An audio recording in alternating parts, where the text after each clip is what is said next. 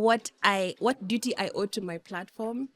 Because you see, the thing is also the flip side of the ethical moral compass is also the people who are going to go into the streets to hand out water only when the bloggers are watching them. Yeah. And they'll be on the side of no tear gas. Yeah. Because I was in the street and I saw it and I said, Yeah. I used to like you as a musician. Now I'm not very sure. Oh, yeah. I saw that. Yes. I saw that. Oh, yeah. There were tons of them because... Yeah. And it came after there was a call to cancel a couple of influencers because of their participation. Yeah. They got very vocal. Exactly, very quickly. right after. Yeah. So the thing is,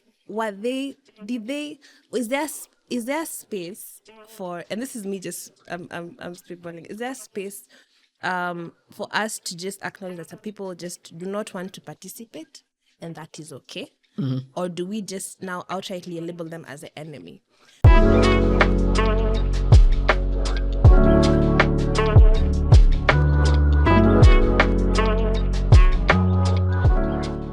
Now, we've been trying to have this conversation for some time, and I think part of what hindered us having this conversation was when we started, that Tuesday was the first Maandamano, which I think is a good place to start because it's something we're both involved in or something we're both quite vocally active about.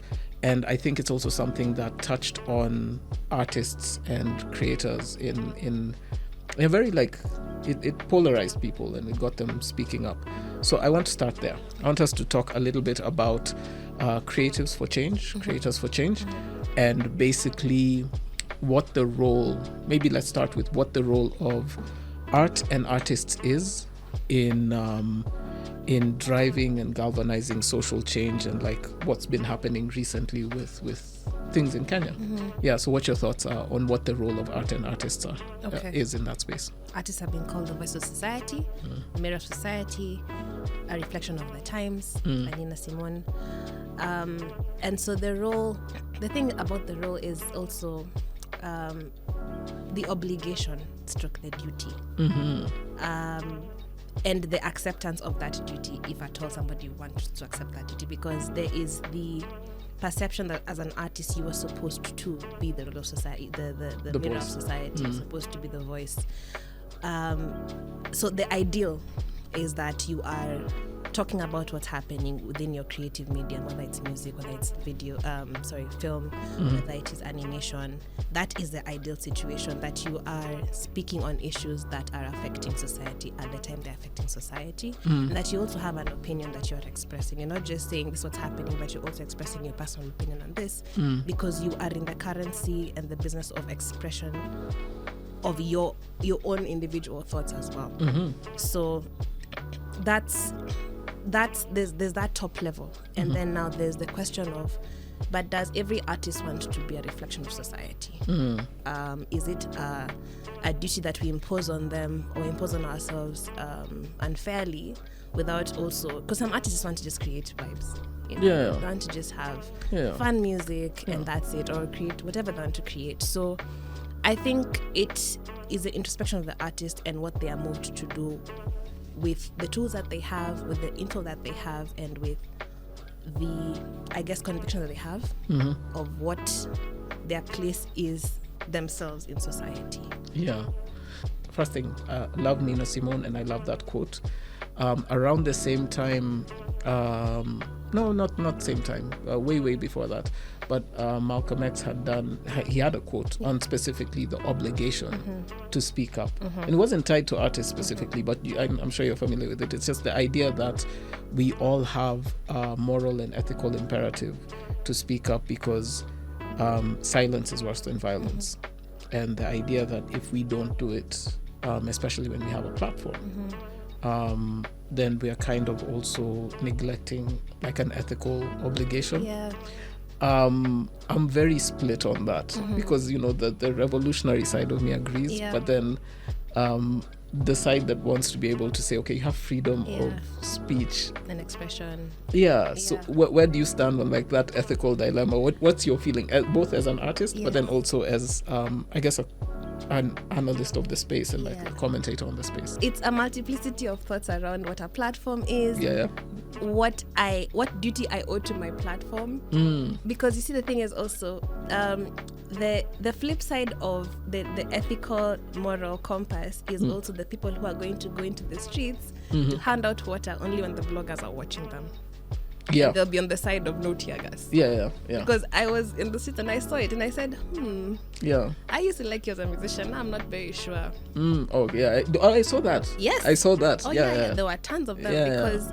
And it came after there was a call to cancel a couple of influencers because of their non-participation. Yeah, they got very vocal. Exactly, very right after. Yeah. So the thing is, is there space for, and this is me just, I'm spitballing, is there space for us to just acknowledge that some people just do not want to participate and that is okay? Or do we just now outrightly label them as an enemy? Because and this is something that I think I'm also just coming to understand, that in every revolution there are the radicals and there are the liberals.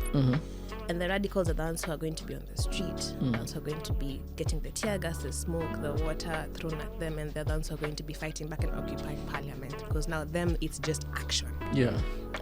Dialogue is for the liberals and the tomboyers and the Jomo Kenyatta's who at Lancaster, who are now going to broker the deal. I believe it was a broker deal, by the way. It was, yeah. There was a lot of things in that deal that.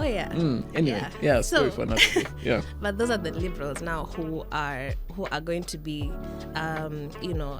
using possibly less aggressive ways to pass a message across. And they're going to be the ones who are just the dominant. So the majority. Not majority, the people who just do not say anything. Okay. Just on the sidelines because they're not very sure, first of all, what take they have. Because even the self-preserving nature of human beings is the fact that I am this type of musician, this type of content creator, and a lot of my deals come from Gava. Yeah. So do I speak now and hurt later, or do I just keep quiet and wait for the storm to kind of just pass and then now show up like nothing ever happened?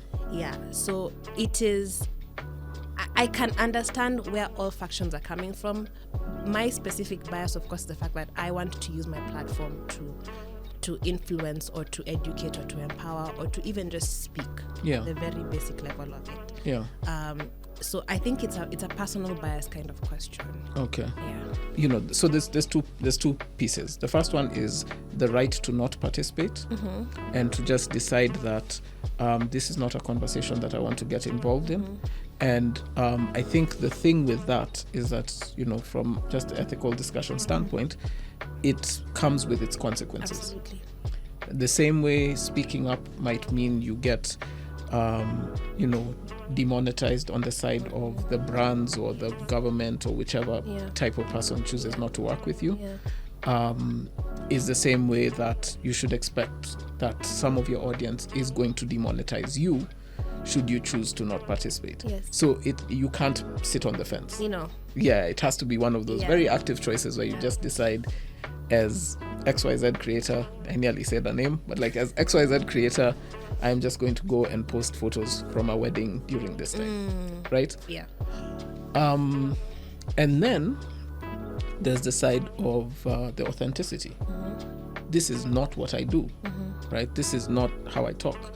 This is not the type of subject matter that I'm involved in. Do I still have the responsibility as someone with a platform to participate just because I have a platform and just because I am an artist?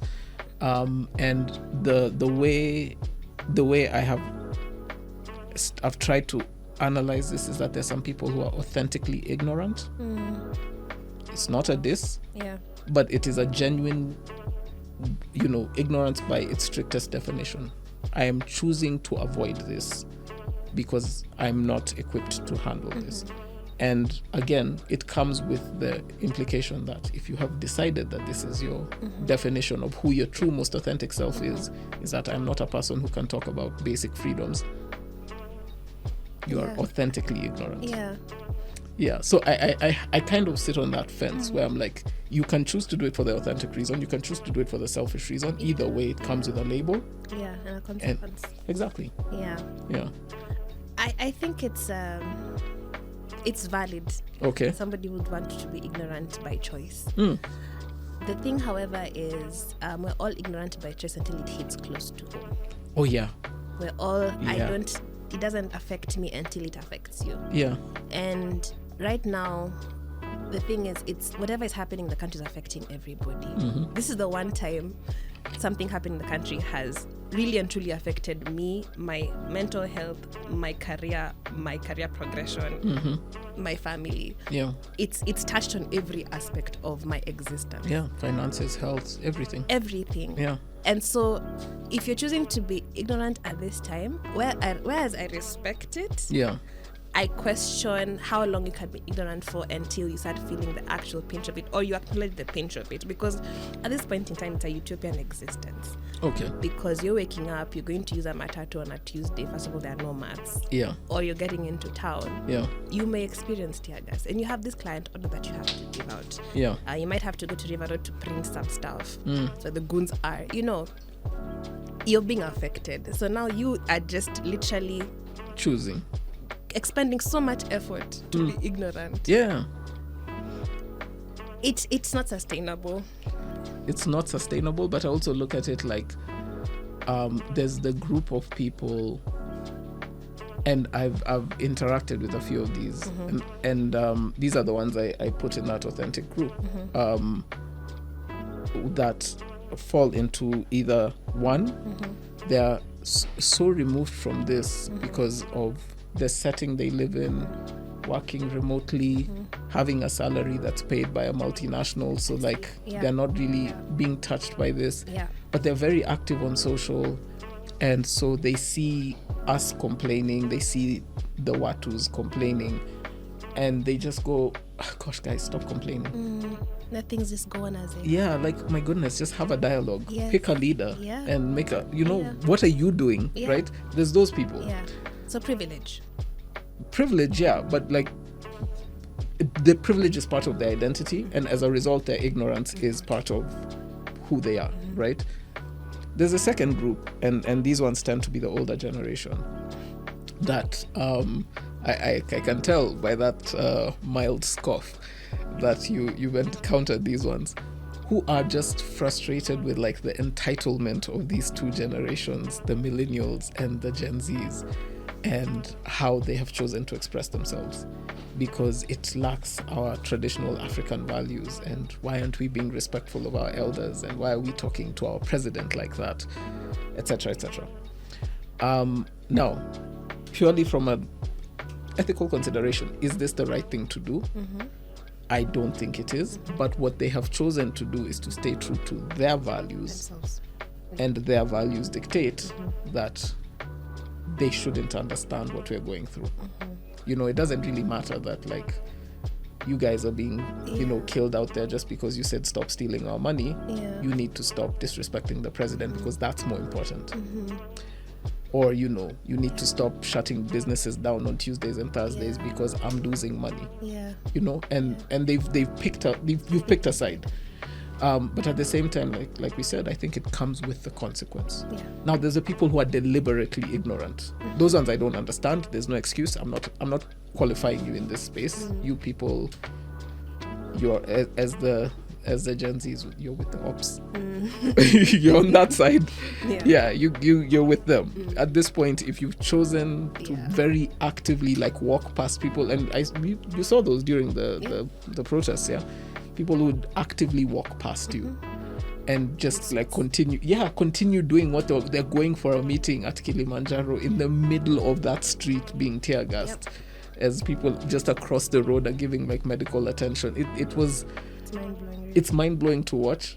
It's genuinely mind-blowing. Someone just driving their Prado and telling you guys to move out of the street because they have a lunch date at Java, and you're like, now Anyway, before I get militant, I want to kind of jump back to the artists and their obligation, because there's the split and the divide, and I think it goes into principles, goes into choices. But at the same time, there's the question of now, I guess, how well informed they are about what they can do in these spaces, how they can act in these spaces, and what their rights are. So the question of how do we equip them? I want to look at this in two dimensions. One, as marketers, how do we help these artists kind of, I guess, amplify what they're doing?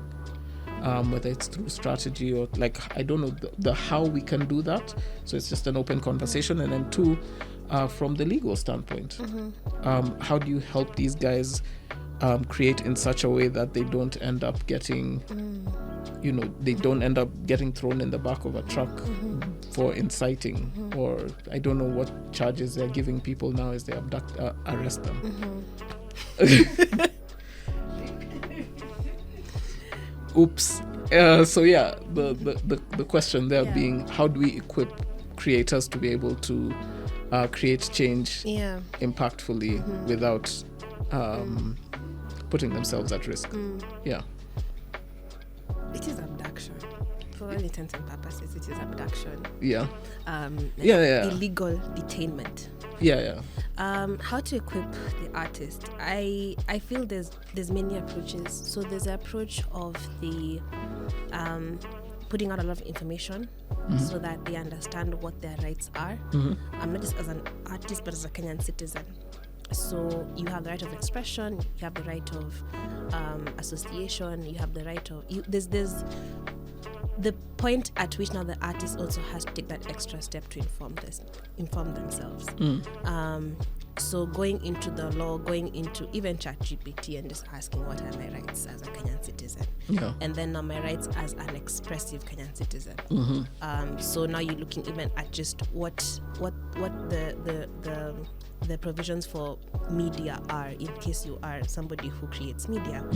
And there's also the thing, there's the confusion about what is content creation, what is media. So we're kind of also still figuring that out legally. But I feel for now it would apply because right now there's a lot of TikTok journalists even who are just reporting on what's happening. So there is that part at which now there's the education and the incentive for you to just know what's happening and know what your rights are. Then now there's us who come in to break it down or translate it into easier language, because I also feel Kenyan legislation has been typeset into this very hard English that is therefore, whenceforth. It seems to intentionally lock out the common one and shit, not even just the creative. And that's how a lot of things have passed in the past. In the past, because we didn't understand it. So breaking down and translating what exactly the consequences of the laws being brought into play are, and also there's the active part now where it comes to if you feel you have been targeted, arrested, abducted, what are your avenues to pursue legally? Is there, because now LSK has a hotline. LSK with our patron saint, Faith Odhiambo, has been very vocal. Faith, shout out to Faith. Her. Yeah, shout out to Faith. Yes, very active. And then the thing is also, this fight or this revolution has taken on, everybody has a sense of ownership over it. Every industry has, I think, claimed a part in it. Especially younger lawyers, even younger than myself. I mean, I'm a millennial, so Gen Z lawyers, these guys were admitted to Juicy and I saw that ago. But they're going to be at the stations demanding, heckling, and odd hours, like wild odd hours. You saw when Mike Mushiri was arrested it was 30 minutes. And it was a crowd. And you look at those guys P105 numbers, it was guys admitted 2018 and above, 2019 and above, so younger lawyers. And so those ones are now actively in place. We're not as the legal fraternity, we have been known to kind of been the privilege Yeah. of it doesn't affect us too much. Maybe we'll just write a press statement and file a petition in court. Yeah. But now we are going to the police stations. We are showing up when you've been abducted. People are people not just filing, but also just showing up to, actively, physically be present. So there's all these roles that the legal fraternity is playing that I feel, first of all, I'm excited to be part of it now. I actually can claim that I'm an owner of it. Yeah. And you play a serious role because you are actively there and actively creating around it. Yeah. Which I think it kind of so there's two directions I want to go with this, but the first one I think is it's probably an easier loop to close. Because you mentioned there's like a lot of changes that are happening, and then there's still some ambiguity, especially with like some of the new laws that are being brought in with, like you mentioned, a lot of complex jargon in there, a lot of Latin ad infinitums and so on and so forth being thrown in there, and then also a lot of new definitions that are very they obfuscate kind of what the implication is. So like recently there was the digital what was it? I really don't remember the names of these things, but there was like an act that was kind of proposed that was going to change a lot of things about digital media and definitions. Yeah, that one, that bill. Yeah. Again, I told you, lawyering stuff is what other people do. But yeah, so the ICT bill, and I think very recently there was like either a version of that came out, but that was seeking to classify and I guess to like delineate some of the rights for content specifically. Oh, yes. I am seeing your reaction. Yeah. Okay, one, what was that? And two, what are the dangerous implications of things like that, especially now when we're looking at content being used as an avenue for, maintaining ethics as a culture? I think what you're referring to was correct me if I'm wrong, was a time that the KFCB chairperson said that every person who created content had to get a license before they made. There was that one, which was ridiculous. Yes. Yeah. Is that the one you're referring to? There was that, yeah. But there's another one that was fairly recent as well. But that's a good starting point, because that also... Yeah. It's impossible. It's ridiculous. I think there's the very shallow fight that we have as these people are old. They don't understand what's happening. Yeah. These are boomers who are making the laws. Yeah. That's the very shallow argument to make. What it is that the space of content and media is evolving so quick.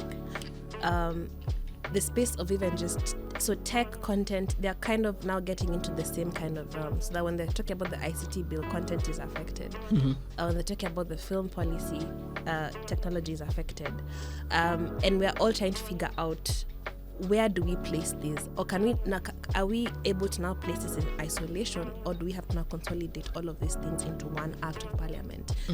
And the rate at which things are happening, it's going quicker than the law can follow.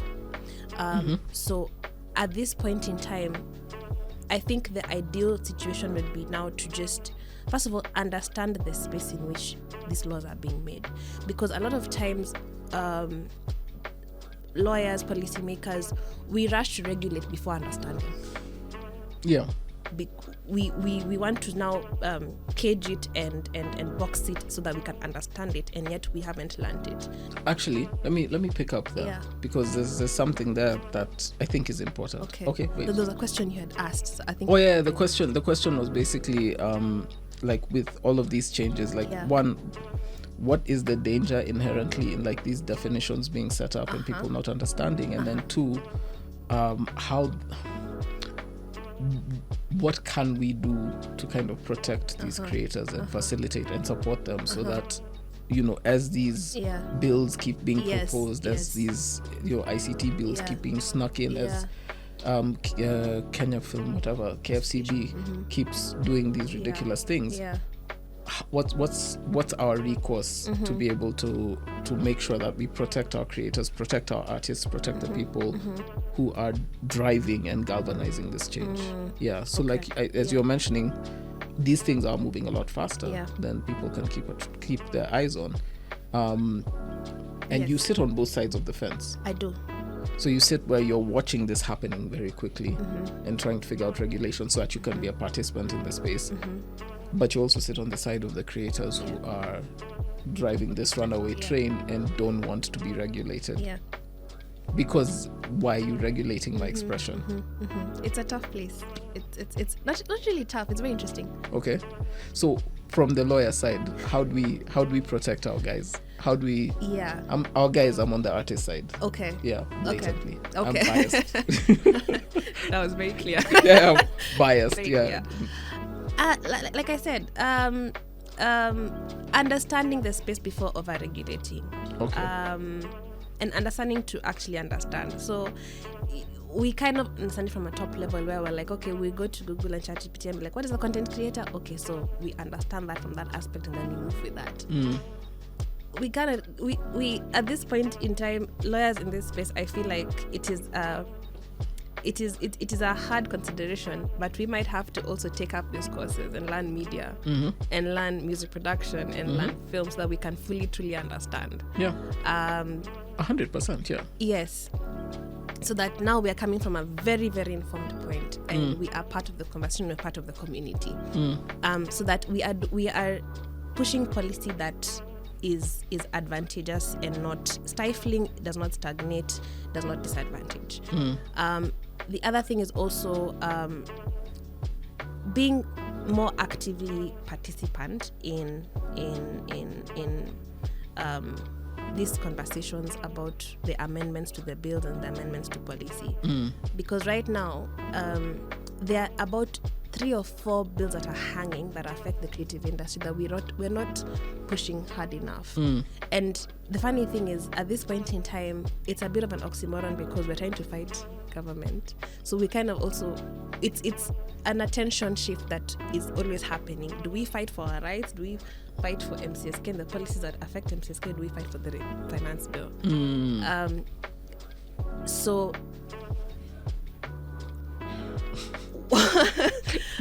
as a lawyer, because you've asked me as a lawyer. As a lawyer. As a lawyer, I'm willing to say that these things, I don't know how to tackle them, if it's simultaneously or we put one on the back burner and first of all focus on the country and then now focus on our rights as a creative, because you exist first as a human being, citizen of Kenya. Those are the things that affect you as a citizen, I believe, will take precedence, whether we like it or not. Agreed. And then now you go into what you exist as a creative, as a content creator, whatever it is, then now you can tackle those things from that point of view. Agreed. Yeah. I think human rights will always kind of supersede our creative rights. And moral, ethical imperative will always be on that side.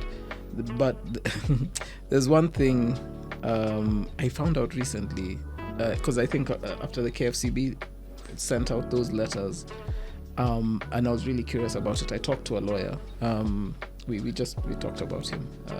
So I talked to him, and one of the things he told me is you have to understand that the KFCB's mandate is so dated.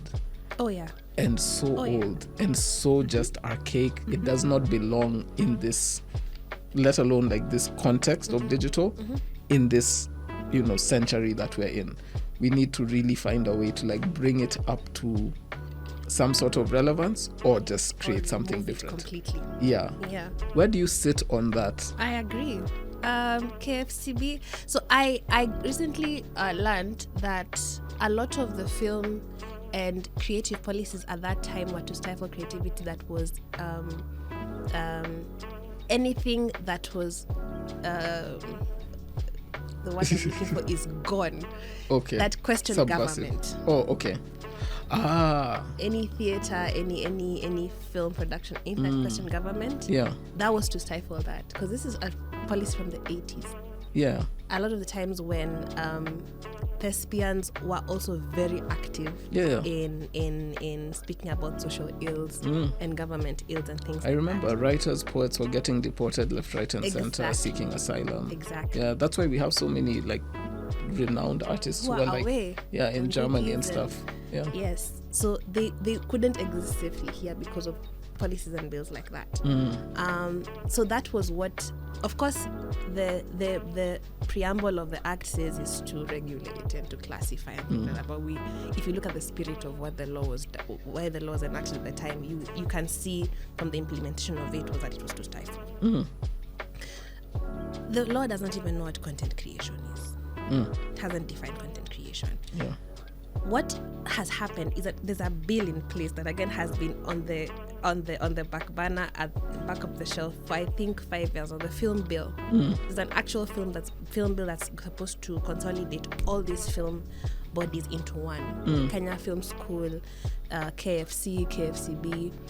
But again, a lot of the time, creative bills take the back burner when it comes to policy and political goodwill, because again, since these things have been put in place 2013, 2014, 2018, there's been so much happening in other sort of the big 5 sectors that creative industries looked at as there's that thing, okay, fine, but let's focus on health, let's focus on infrastructure, let's focus on youth employment. So for the fact that creative industry haven't hacked that, they're trying to. Yeah.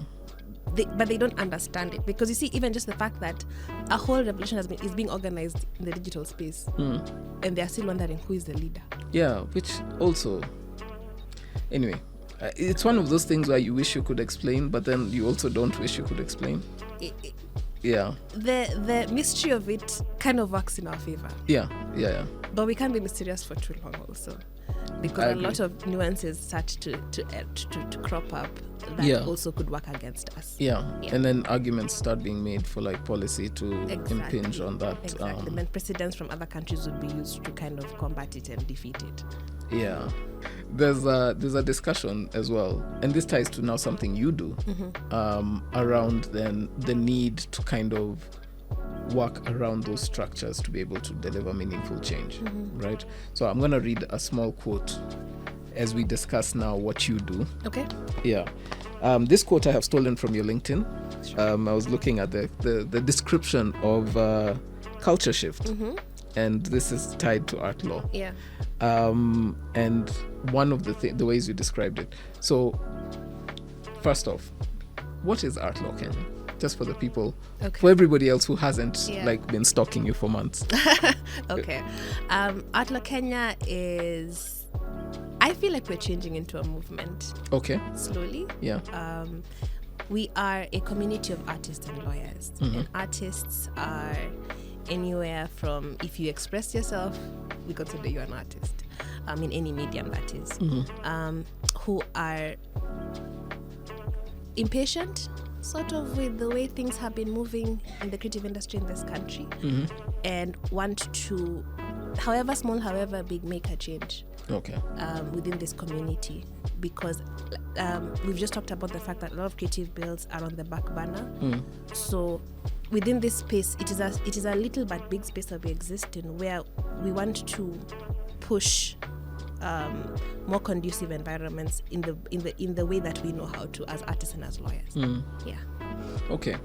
Now, in your description of the company, you said that you are offering support out of the ordinary lawyer-client relationship because, as I quote, we want to play a part in creating a thriving, better informed industry. Yes. So I'm going to ask you just 2 questions on that. The first one is, what are the limitations in the existing lawyer-client relationship that kind of stop you from being able to create that community, to create this level of awareness in the space that we're in? The lawyer-client relationship is very structured, and it is supposed to take a certain form, a certain template, and to exist out of that would be considered malpractice. or might have repercussions to it. So it is I take on a brief. Just the typical setting of it is you take on a brief, you deliver the brief, the client is happy, you're happy, you paid your money or whatever retention fee that you've agreed, and then the client goes. That is not sustainable if at all you want to drive actual change and you want to build capacity. So we've had to create or learn how to create community. So that means now we're telling you as your client, we see you as a client, but you also see you as a community member and somebody that we can partner with. Yes, we'll deliver the service, but also how can we also partner on a capacity building program or workshop, something that can also give back, even in your realm. So for example, now over and above the legal services that we give, we also have trainings and workshops and legal aid clinics. These are not things that are typical with the typical or the standard law firm or the standard legal model, where now you're also going to art centers, you're going to art organizations and telling the creatives there, come, let's talk, let's have a conversation. And also, with a lot of trainings, we've noticed that within the legal space especially, it is just, on the panels, it's mostly just legal professionals. But what good is it if we teach you just the legal basics without also understanding the business basics, the marketing basics, the accounting basics? The other thing also is that, lawyers, we have strict policies in terms of how we can market our services and how we can it's a code of conduct, so to speak. It is very strict. But we've noticed, and I noticed when I was in normal practice, traditional practice. There you go. That's the word I was looking for. Traditional practice. That when I showed up as a traditional practice lawyer in those creative spaces, there's a certain stereotype that was already branded on me before I even spoke, and so I had to ask myself, okay, how can I exist in this space but also be part of this space, but also look friendly to this space? And so I also had to understand myself. It was a lot of introspection as a creative, because also creatives speak the language of creatives. There's certain things that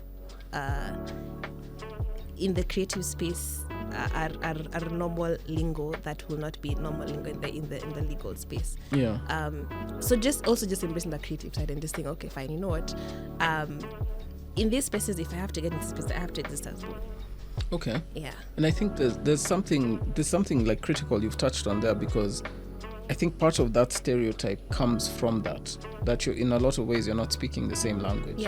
And with lawyers, and this is fair, I hope this is fair to say, a lot of times the specifics of language, the specifics of like how you choose to express yourself make all the difference in what type of response you get. Especially in like a formal relationship.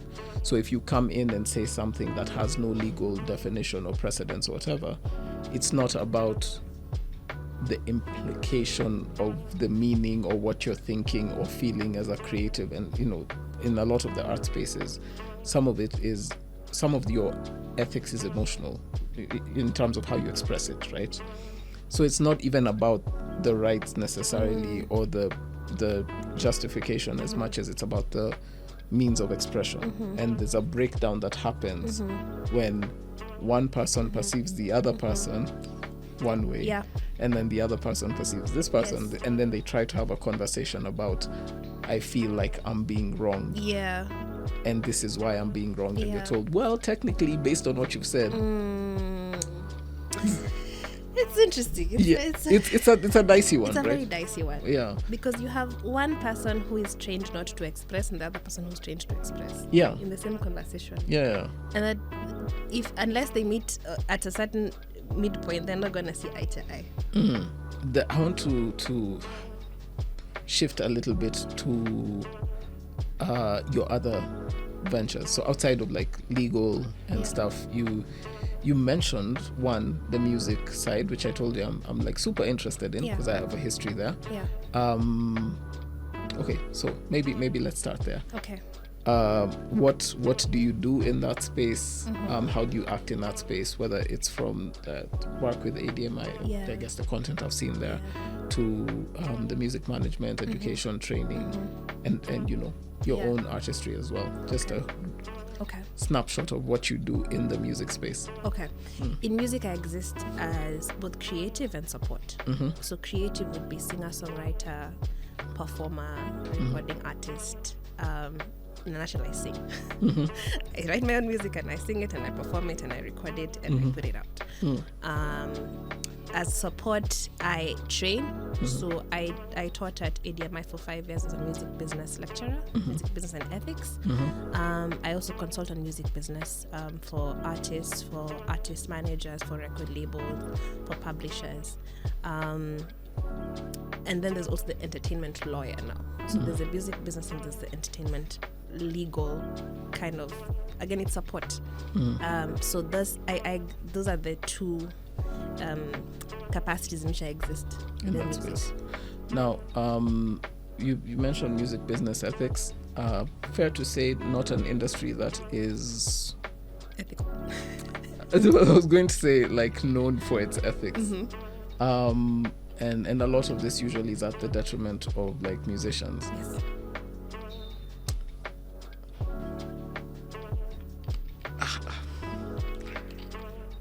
I'm trying to think of how to ask this question without like shooting an entire don't like blast an entire group of people down, but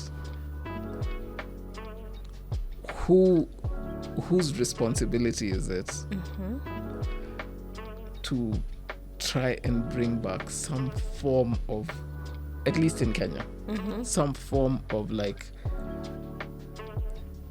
ethical standards that protect our musicians? Because right now I think every single one of them feels like they are just left out in the cold and subject to the greeds of players who exist way above them, whether it's the platforms or the governments or the streaming services or the record labels. Like, I feel like the person who is actually creating the music that is in music business does not get as much credence as the people who do the business side of it. Whose responsibility is it to kind of bring that balance back? And how does that kind of look like? Is it something that's realistic? Is it something that requires an overhaul? I think we are all responsible. Okay. As cliche as that sounds, I know it sounds bit. No. Yeah, I have my thoughts as well, but yes. It's very cliche, but we all have a part to play. Music business 101 is that the product of the music business, the music industry, is the musician of the music and the music. This is what we're selling as an industry. Artist and repertoire. Exactly. Yeah.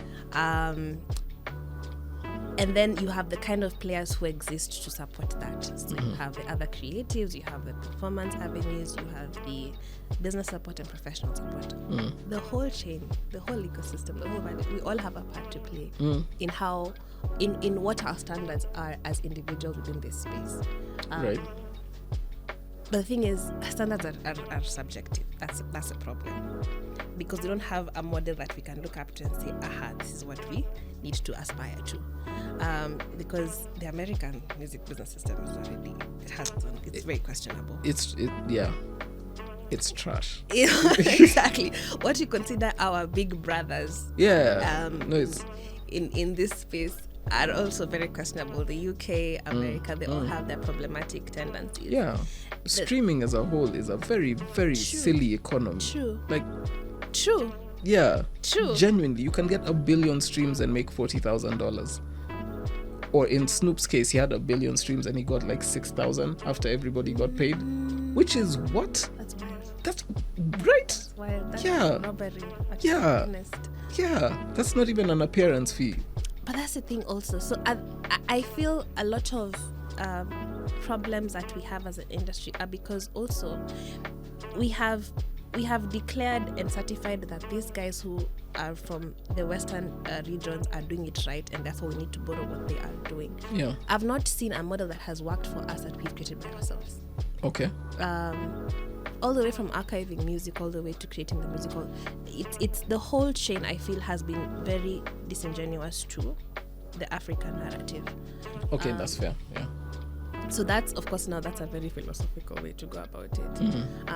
And just questioning, why do record labels work in this country, in this region of does publishing work, and how can we tailor publishing for the Kenyan and for the African musician? What is artist management in this particular context? All these things, and I think again it's almost discourse that would just set us back or make us question so many things. Yeah.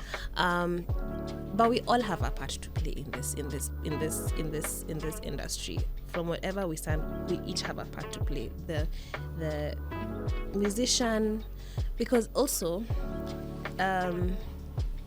we cannot blame the musician because they exist. They are the good. They are the service. We cannot fully blame them. Let me say that. Okay. They have a part to play, but and if you make questionable decisions within your career, I mean, you are going to set back the next artist coming after you 20 years. Yeah. A lot of things have been normalized and shouldn't be normalized. So it's an overhaul of the entire thing. Does this go back to that conversation about voluntary ignorance? Because I feel like I've interacted with artists who you can tell them you need to know your rights, need to understand the business, you need to be aware of your contracts, you need to hire a lawyer, and then they'll go, no. Interacting your studio. Yeah, I'm not here for that. I am here to make music and, as you said, vibes. That's what I'm here for, right? And you try talk to these guys and say, but you don't understand, this is what you need to do, and they say you can't charge me 20% for telling me that. Right? And then the whole thing falls apart. And I'm saying this because I'm of the opinion that 100% we all have a part to play. I think there's a responsibility for every player in the value chain to kind of hold themselves to some ethical standards that currently a lot of them do not hold themselves to. But I also feel like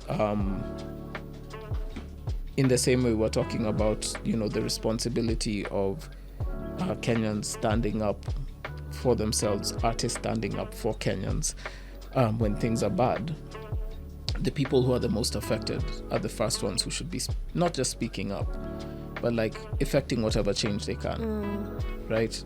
In the case of a finance bill, we as Kenyans can't go and write a new bill, and there are people who've been hired to do that. So what we do is we protest and we speak up. But in the case of music and music rights, if you're going to be a music professional, you can't be I want to be the music without the professional, but I still want to be treated like a professional when I get paid. You know what I mean? I get what you mean.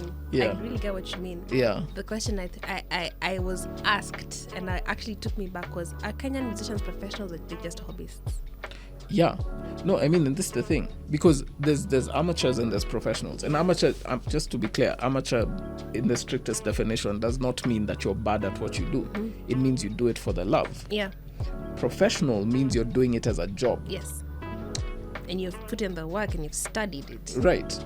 And there's a massive difference. If you're an artist who goes around, doing graffiti and painting your emotions on canvas, cool, you're an artist, right? But if you become a graphic designer, that's a job, and that job has rules, and you can't say, I don't want to solve problems or learn about logo design or learn the rules of this because I'm an artist, but you want to apply for a graphic designer job. You see what I'm saying? Yeah, I get what you're saying. So I think the chain falls apart there, because then predatory people are able to come in and say, I'll let you do the music alone. I'll take care of the business. And then they sign you to a deal where like they came in saying 360 and everyone got really excited and then signed those deals, and now you have people who you've never heard of who are getting obscene checks at the end of the month, and an artist who's sitting down and going $40 from Spotify. Yeah. And On a good day. On a good day. And that's like if you've done wonders. You have artists here, don't to like throw people under the bus, but like people who have massive catalogs, and the catalog is worth like tops $20,000. Yeah. I could go, I don't have that type of money, but if I had it, I could go buy your catalog, and you can't afford to, and it's not valued at very much. Right. And I think a lot of that comes from that insistence in the beginning, just let me do my thing. Because it starts somewhere, right? I get it. Yeah. I get it. And I will say this as a creative. I get it. But I just let me create. Don't give me contracts to read. Same. Yeah, no, I'm 100% the same. Like I told you, legal stuff, please don't even. Yeah. Business accounts, oh my God. Yeah. Just let me create. And but at the same time, then pay someone to do that for you, or at least give up a portion of your, like 20% of $1 million is very different from 100% of $100. But that's, you can imagine that's an artist who's been at it for a while, who's able to afford that kind of support. Because as an upcoming artist, first of all, nobody knows who the hell I am. I have to pay for studio. I'm gonna speak as a musician. I have to pay for studio time. I have to pay for makeup and styling for my videos. I have to pay a videographer. I have to pay a photographer. I have to pay a graphic designer. By the time I'm getting to a lawyer, I'm just like, let me just go to the online and just get a split sheet and just download it. Doesn't matter if it's even saying that these laws that govern this split sheet at the Republic of California or the country of California, or whatever it is. The state of California. Yeah. Words.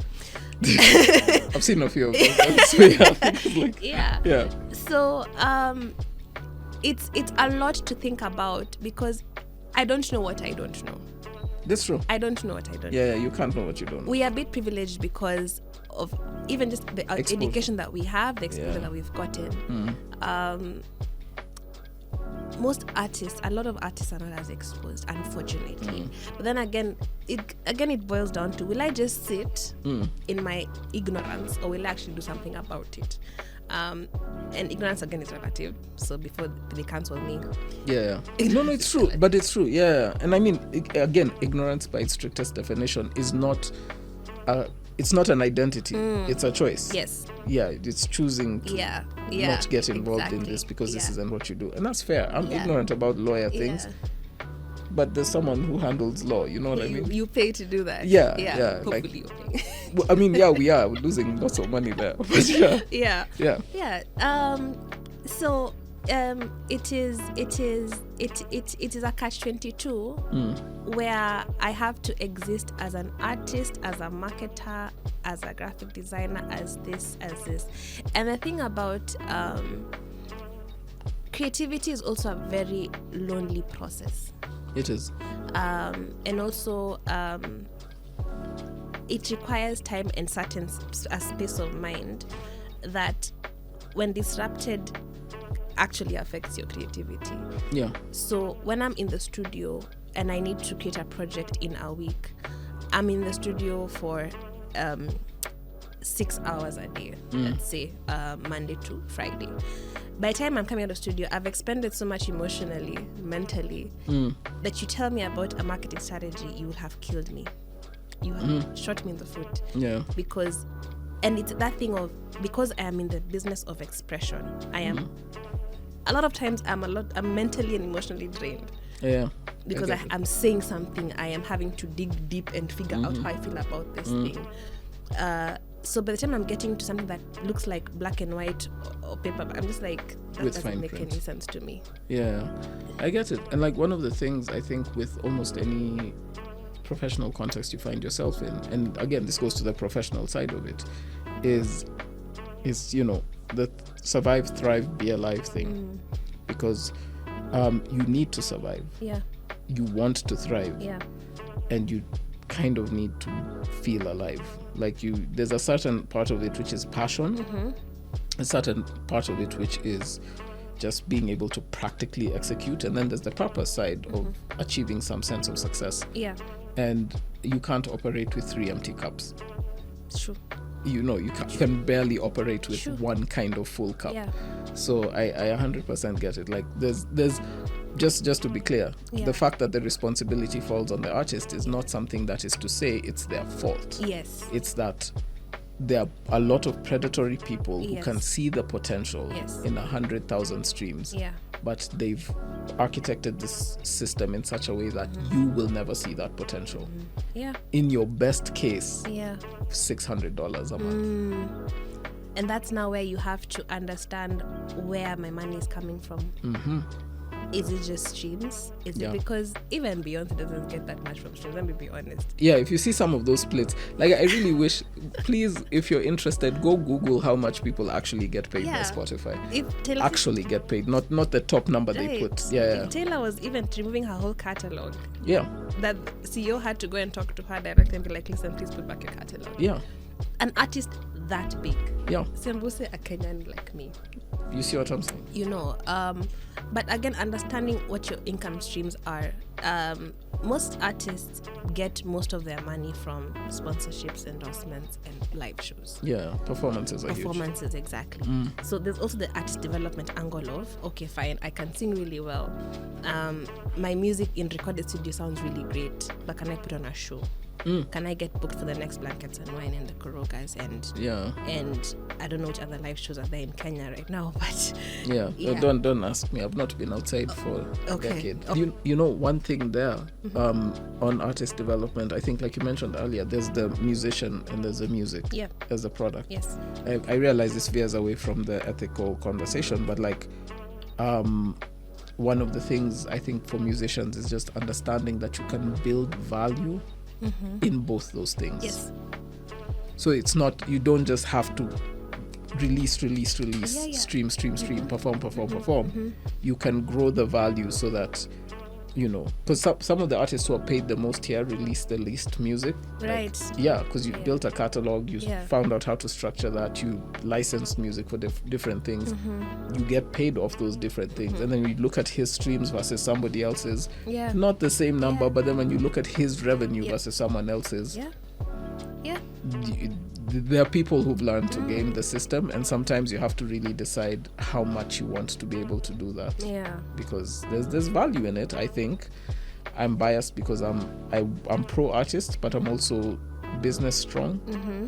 Yeah. It's a good balance that you've had then. Yeah. Yeah. So, but that's part of the reason why I don't create music. I think the minute I realized where that thing was, I was like, nah, it's cool. Yeah. Yeah. But then again, there's a question of what do you think? What do you deem a success as an artist? Survive, thrive, be alive. Exactly. Pick your battle. Like really genuinely pick which ones you need to survive, and then just And once you pick, I think it becomes a lot more clearer and a lot more easier, because if you're just trying to make a bag, then it's easy. All you have to do is get like some capital, like 100, 200k. yeah. Pay some. Yeah, learn how to like play that. That's what I'm saying. Because you can do a lot of those things if you know how to. Unsecured loans are being given left, right, and center. But again, do you want to learn how the money moves? Yeah. Because if you do, and actually play that game, if you hire someone and actually play that game, you'd be surprised how stars are made. Yes. So they're not bored, frequently. they're made. They are so frequently made. Anyway. Yeah. Topic for another day. Okay. But Yeah. there is something you said around how, being part of the change that needs to happen. And I think this ties to what you said about art law. You said like now it's a movement. Yeah. But you started out in creating content, Yeah. like as a blog. Yes. And I think there's something interesting there that I want to touch on. And this is now going back to our ethics and digital marketing side, because most lawyers, I said this to you earlier and you just smiled, but most lawyers like to keep a lot of the knowledge and information behind a very, very high wall that you enter once you're part of the fraternity. It's like a club. It's like a club. And it's like restricted knowledge that you Yeah. get with the subscription only. If you don't have the premium package, you're not going to know what's happening there. But you and several other lawyers lately have decided to kind of breach that and publish. Yeah. a short way, why? What is the impetus behind this?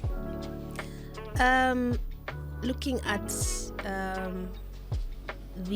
the community and the world in which I exist in, knowledge has become something that is also becoming currency. And thought leadership is now also becoming a matter of positioning. So the thing about that wall that you talked about, I don't want to speak out of turn, right? That's fair. I have to be a lawyer. But the mystery and the jargon is actually used to keep that wall as high as it is, so that we can charge as much as we do to break down that wall, paying clients only. Yeah.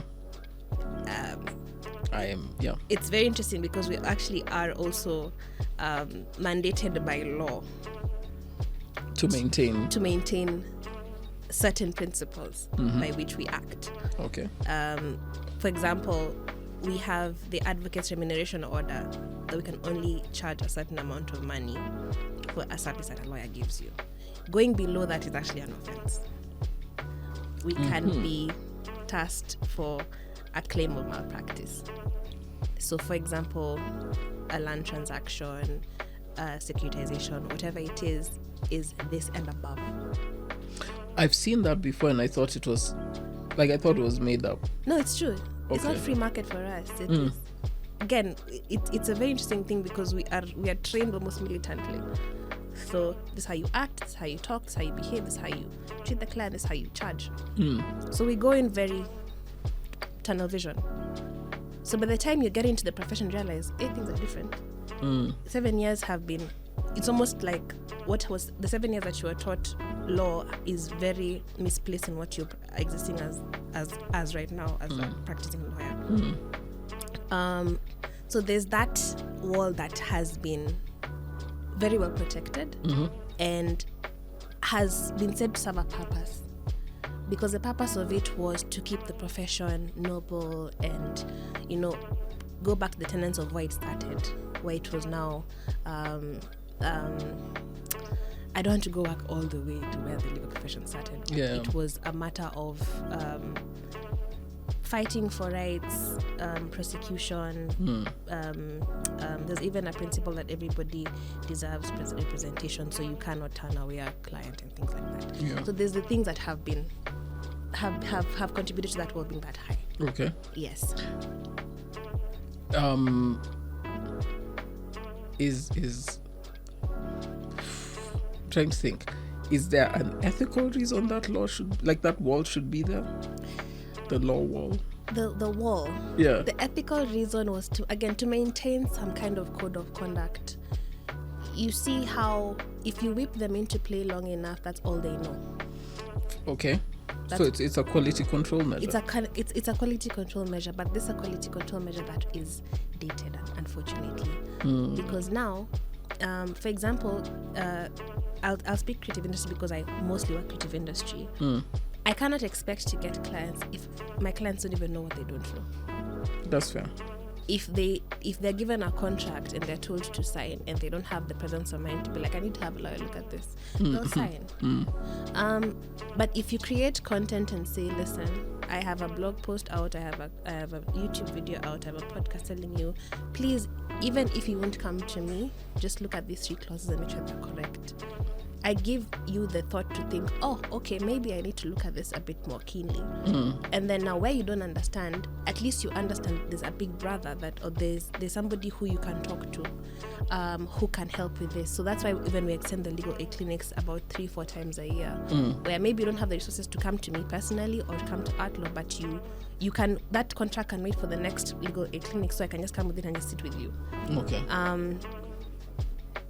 So that's a lot of where that came from, that if the community that we are operating in doesn't understand even their rights, they cannot prosecute their rights. We have no use if we can't help you. I think this is mostly for people in the creative space, musicians, artists, anyone who is who might tune in, hear this, learn something and want to be able to engage Art Law. How can they do that? Where can they reach you? This is your slot to kind of sell myself. Yeah. Okay. Yeah. We are everywhere. So if you are online on any social media, we are on Twitter, we are on Facebook, we're on Instagram. TikTok, we haven't figured it out because we're older millennials, but we're getting there. We are on LinkedIn as Artlaw Kenya, though the company name is Culture Shift. With a K. Yes, Culture Shift. Culture with a K. Our office is at Baraza Lab Media, so we're part of the Baraza Lab community as well. That is on Riverside, 95, I believe, Keystone Park. So if you want to walk in and just have a chat, feel free to do that. Our email address is info@artlawkenya.com. My personal one is Immaculate, Juma@artlawkenya.com. Shoot a message, shoot an email if you would like to continue a conversation or have a question that you need to ask. We also have a lot of things happening for this next half of the year. So if you follow our socials, then you'll know about them. Yeah. Cool. Thank you. So, I think with that, unless you have any parting shots you want to Wonder how problematic they can be. Listen, man. Yeah. Whatever you feel is in the spirit that you need to express. Okay. We are in a very uncomfortable season as a country, and this may go on for an indefinite amount of time. I think we're all looking at when is it gonna end. We may not even see the end in our lifetime. Please participate. Okay. However you can, whatever platform that you have, if it's five followers, if it's telling your Gen X boomer parent that we're not doing things the normal way anymore, speak, use your voice, use whatever you can, whatever avenue you can to just first of all educate yourself, secondly educate the person next to you. I agree. I think just to add on to that, patience and perseverance, because it's taken decades for us to get to where we are. Yeah. It's going to take more than a few days, a few months, a few protests for us to undo everything that's been done. So maintain momentum.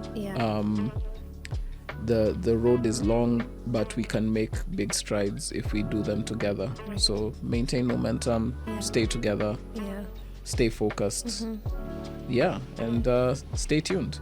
So thank you very much for tuning in. Thank you very much for being fantastic guest and for the amazing conversation. I will be disturbing you more frequently. And to everyone else, thank you for watching. Thank you for supporting. Like, share, subscribe, comment. Tell somebody to tell somebody to tell somebody. And until then, see you on the next one.